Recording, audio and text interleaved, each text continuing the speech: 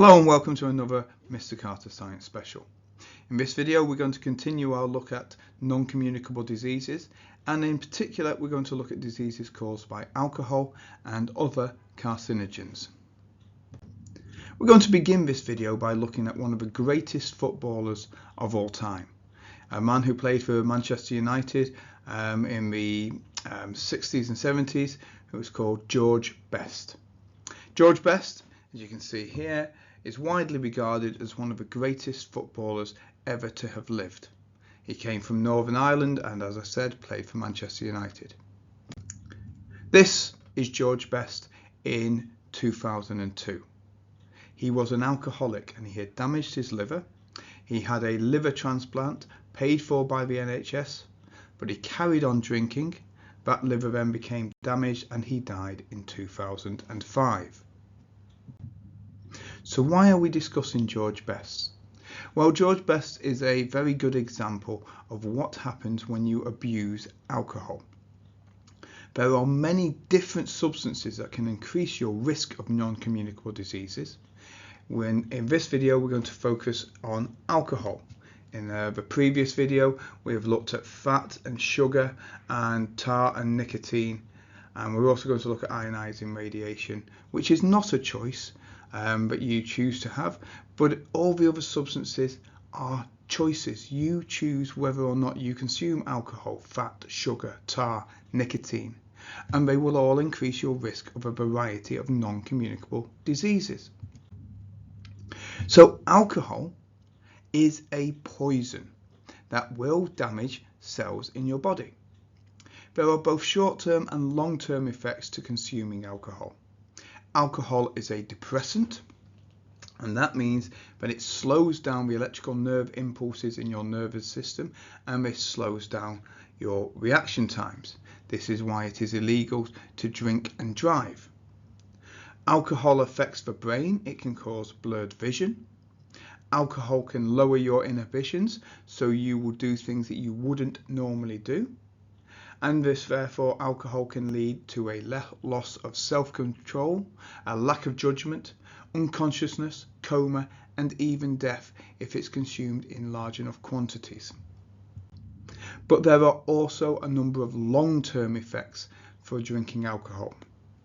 Drinking alcohol over a long time can cause a disease known as cirrhosis of the liver damage.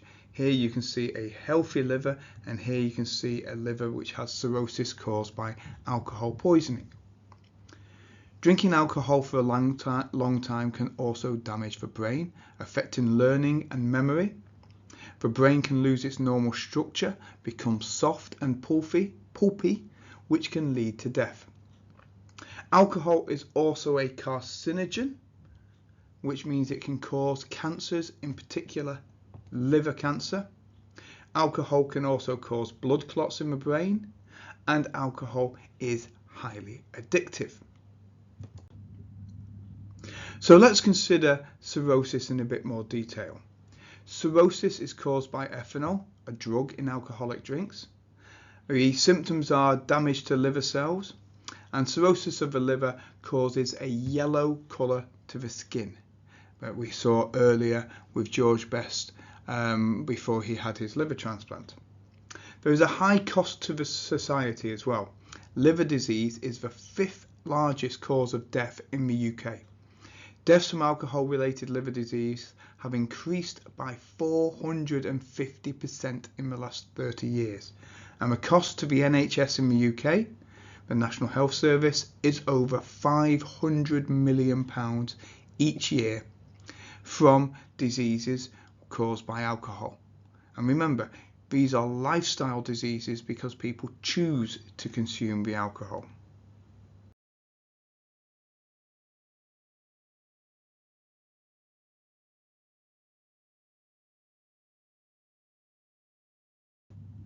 So when we're looking at longer term effects, we should be looking at graphs and looking for correlations between alcohol and the diseases that it is linked with.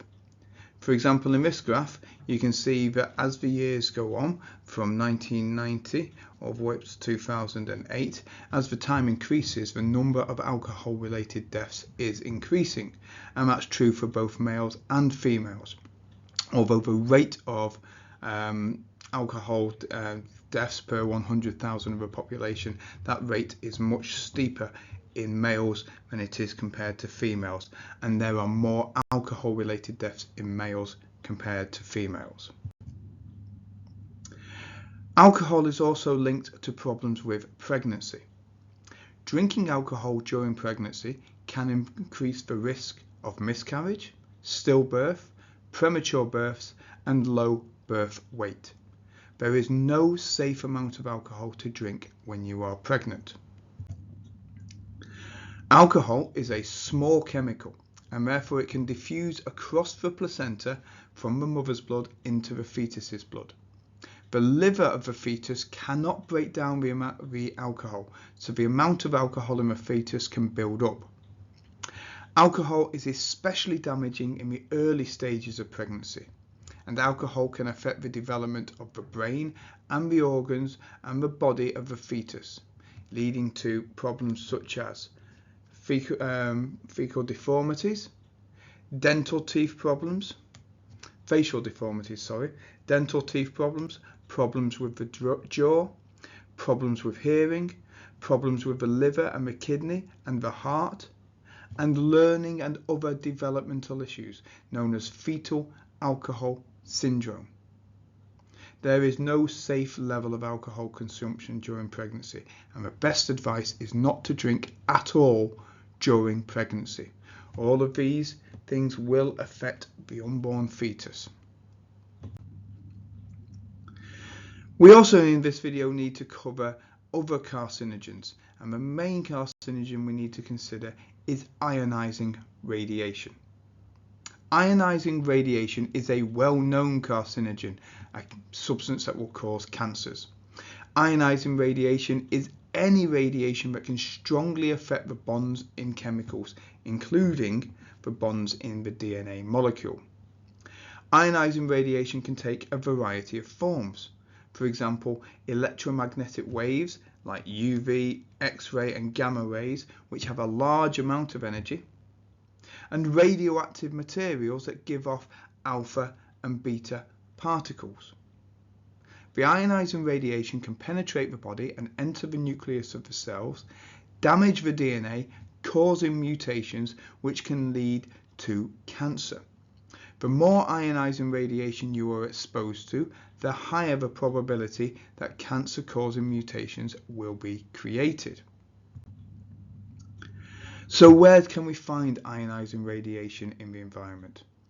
Well, sources of ionizing radiation include ultraviolet light from the sun, and this increases the risk of skin cancers, melanomas. However, sunscreen and clothing can protect against this risk. Radioactive materials, for example, radon gas, found in areas with granite in the bedrocks. In the UK, you can see the areas which are highly prone to radon gas. And this can affect the soil and the water in the local environment, giving off this radioactive ionizing radiation and therefore a higher risk of cancers. Medical and dental X-rays are also a source of ionizing radiation, which can be linked to a higher rate of cancers in patients. And nuclear accidents, such as Chernobyl in the Ukraine in 1986, can spread ionizing radiation over a large area. So with these radiations, you obviously do not choose to be affected by these radiations. They are not necessarily a lifestyle disease, but they are still linked to the non-communicable cancers that they cause. I hope you've enjoyed watching this video. If you have, don't forget to comment below and let me know what you've learnt. And don't forget to like and subscribe. Thank you very much for watching, and thank you for your time.